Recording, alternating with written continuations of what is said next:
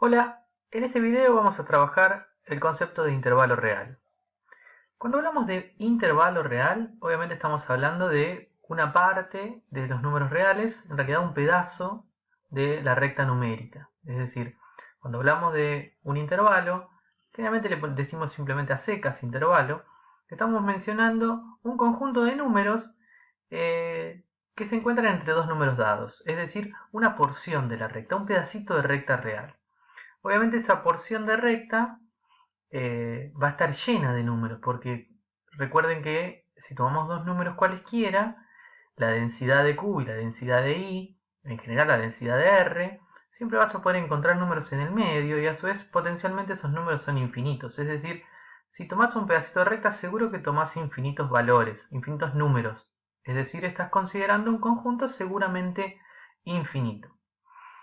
A eso llamamos intervalo. Pensemos en un ejemplo, a ver, uno que propongo yo. Imaginemos el conjunto A formado por todos los números reales, obviamente, más grandes que 2 y a su vez más chicos o iguales que 5. Por ahí es más fácil, y esto siempre es recomendable, tomar la recta gráficamente. En este caso estamos hablando de todos aquellos números que sean más grandes que el 2, es decir, que se encuentren a la derecha del 2 en adelante, y a su vez más chicos que el 5, más chicos o iguales que el 5, es decir, desde el 5 hacia la izquierda. Ese va a ser nuestro conjunto, nuestro intervalo. No va a hablar del 0, no va a hablar de aquellos números que sean negativos, y a su vez tampoco más grandes que el 5.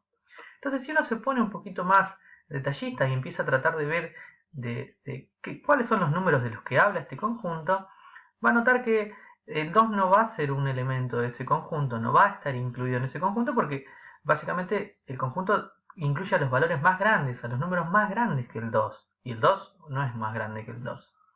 Pero sí toma el número 3, sí toma el número 4, porque es más grande que el 2 y más chico que el 5, y también lo toma el número 5 porque en la consigna, en la definición del conjunto, decía que incluyamos a los números más chicos o iguales que el 5, y el 5 es igual a 5. Es decir, está hablando de los números 3, 4 y 5. Pero no solo de eso, de esos tres números, porque si uno empieza a mirar un poquito con lupa, los números que dejan en el medio, obviamente vamos a encontrar más. Por ejemplo, el número pi. El número pi tiene que estar ahí adentro. O cualquier número racional que sea más grande que el 2 y el 5, o cualquier número irracional que sea más grande que el 2 y el 5. Más grande que el 2 y más chico que el 5, perdón. Por ejemplo, el 2,4, el 4,28, el 3,6 periódico, y cualquier otro número que se nos ocurra, obviamente más grande que el 2 y a su vez más chico o igual que el 5. Pero obviamente ninguno más grande que el 5, ningún número más grande que el 5, ni ningún número más chico que el 2. Fíjense que mencionamos que el 2 no iba a ser parte de ese conjunto, el principio, digamos, donde comienza el intervalo, pero el 5 sí. Generalmente usamos una notación para indicar si contiene o no contiene, es decir, si el conjunto habla de ese número o no habla de ese número, es decir, no lo considera, que son generalmente paréntesis o corchetes, o también se suele usar un puntito vacío o un puntito lleno. Si no incluye a un extremo, lo que usamos es un paréntesis para indicar eso, o también un circulito sin pintar.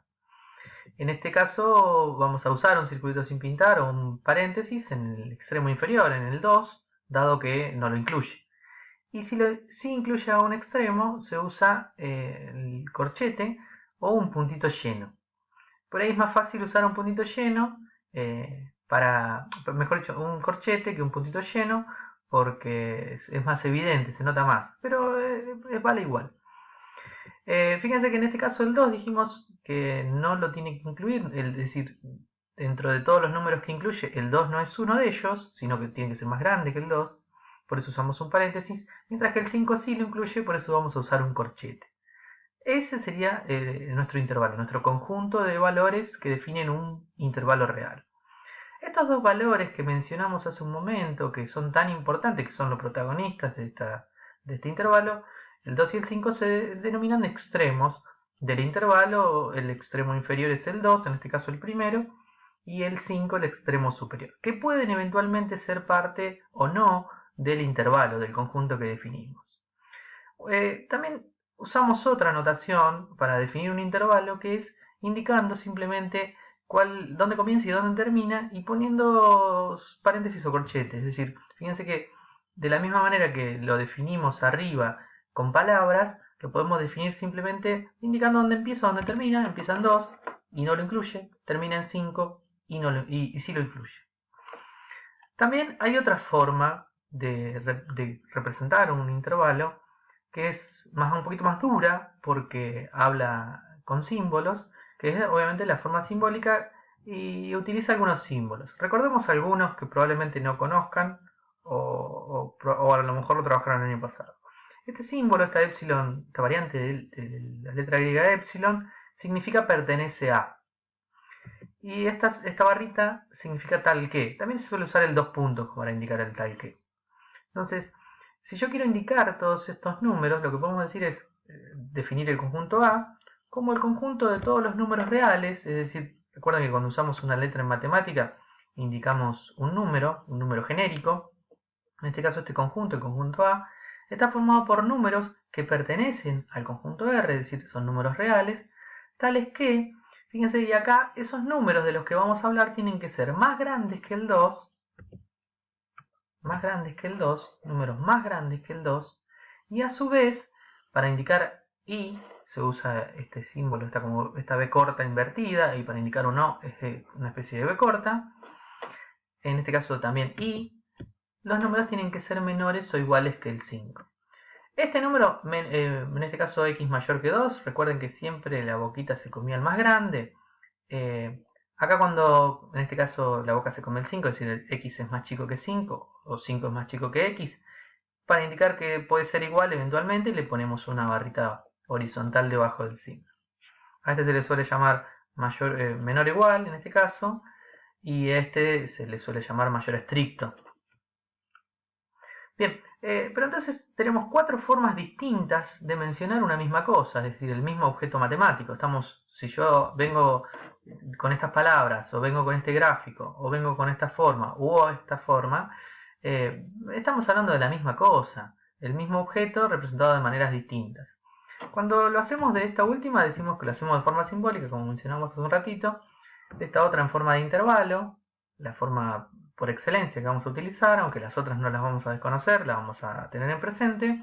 Esta es la forma gráfica y la otra es la forma coloquial. Estas serían las 4 formas de representar un intervalo.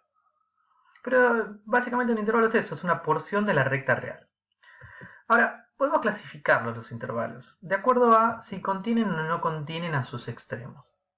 Por ejemplo, un intervalo abierto es un intervalo que no contiene ninguno de los dos extremos, es decir, contiene todos los valores que están en el medio, pero no lo justo donde empieza y donde termina. Por ejemplo, pongámosle un nombre a un intervalo, j, el intervalo que va desde menos 1 a 4, sin incluir el menos 1 y sin incluir el 4, por eso usamos paréntesis. Gráficamente lo veríamos así, desde menos 1 hasta 4, sin incluir el menos 1 y sin incluir el 4. Ese es el intervalo j. Generalmente lo pintamos, yo acá lo pinté derechito, pero en realidad le hacemos unas rayitas como para mancharlo un poco. A mí me quedó prolijo porque lo hice con la computadora. En este caso, bueno, obviamente el menos 1 no es un elemento. Recuerden que cuando queremos decir lo contrario, lo tachamos. Menos 1 no pertenece al intervalo y 4 tampoco. Es decir, habla todos los números más grandes que el menos 1, más chicos que el 4, pero no, ni el menos 1 ni el 4 es un elemento señalado por el intervalo j. Simbólicamente lo que escribiríamos es todos los números reales, tales que estos números sean más grandes que menos 1 y, a su vez, más chicos, estos números más chicos que 4. Hay otra forma más elegante de escribirlo, que es en forma de una cadena de desigualdades, donde, bueno, lo mismo, números reales, tales que x, fíjense que si lo escribimos así como con dos desigualdades, x es más grande que menos 1, es lo que dice, más grande que menos 1 estos números, y estos números son más chicos que 4, es decir, a la derecha de menos 1 y a la izquierda del 4. Se suele escribir mediante esta cadena de desigualdades. Otro tipo de intervalo es el intervalo cerrado, que si el intervalo abierto no contiene ninguno de sus extremos, el intervalo cerrado contiene a los dos, incluye a los dos extremos. En este caso pongamos un ejemplo, el intervalo k, el intervalo de nombre k, que va de menos 3 a 1, y fíjense que usamos corchetes, es decir, incluye a los dos extremos del intervalo, tanto el extremo inferior como el extremo superior. Es decir, el intervalo K sería desde menos 3 hasta 1. Yo acá no lo pinté, no es necesario, sí queda generalmente conveniente pintarlo, pero no es necesario. En este caso, fíjense que tanto menos 3 como 1 pertenecen al intervalo K. Recuerden que este símbolo significa I. En forma simbólica sería el conjunto de todos los números reales que son mayores o iguales que menos 3 y a su vez menores o iguales que 1, los números menores o iguales que 1. En forma de cadena de desigualdades serían los números que están entre menos 3 y 1, es decir, son mayores que menos 3 y a su vez menores o iguales que 1. Mayores o iguales que menos 3, menores o iguales que 1. A la derecha del menos 3, a la izquierda del 1. Pero decir esto y decirlo así es exactamente lo mismo, es idéntico. Por último, el tipo de intervalos que vamos a ver, de acuerdo a sus extremos, es el intervalo semiabierto. En este caso, un intervalo semiabierto es aquel que contiene a uno, pero no al otro. Es decir, por ejemplo, el intervalo menos 3, 0 es semiabierto porque no incluye al menos 3, pero sí incluye al 0. Gráficamente serían todos los números más grandes que el menos 3 y menores o iguales que el 0. Otro ejemplo podría ser el intervalo semiabierto de menos 2 a 3, donde sí incluye al primero, al extremo inferior, pero no incluye al extremo superior. Es decir, son todos los números más grandes que el menos 2, incluso el menos 2, y a su vez más chicos que el 3, pero sin incluirlo. Hay otros tipos de intervalos, que son intervalos infinitos, es decir, intervalos donde tenemos simplemente un solo extremo. Gráficamente los vemos como una semirrecta. Por ejemplo, si consideramos la porción de la recta que toma todos los números más grandes o iguales que el menos 2, fíjense que no tenemos un extremo superior. Simplemente tenemos un solo extremo. Los intervalos de un solo extremo son intervalos infinitos. Para indicar esto en forma de intervalo, lo que hacemos es usamos la misma notación con respecto al extremo, en este caso menos 2, lo usamos con corchetes, y a su vez ponemos, como no termina nunca, ponemos este símbolo que es el símbolo de infinito, es una especie de 8 acostado.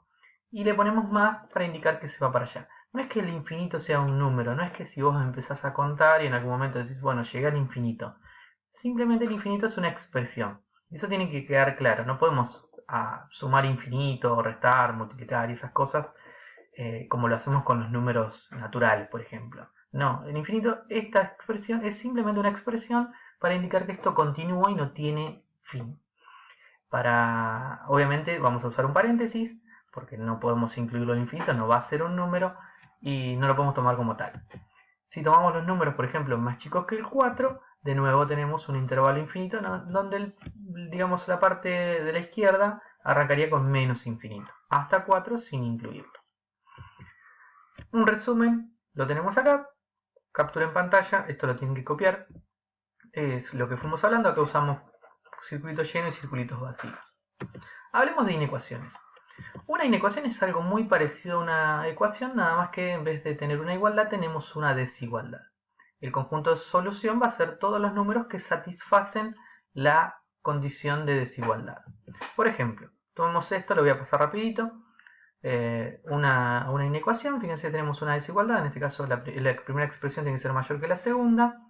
Lo resolvemos como si fuese una ecuación común, pero al momento de pasar dividiendo un número que es negativo, también pasa con la multiplicación, el orden de la desigualdad se va a invertir.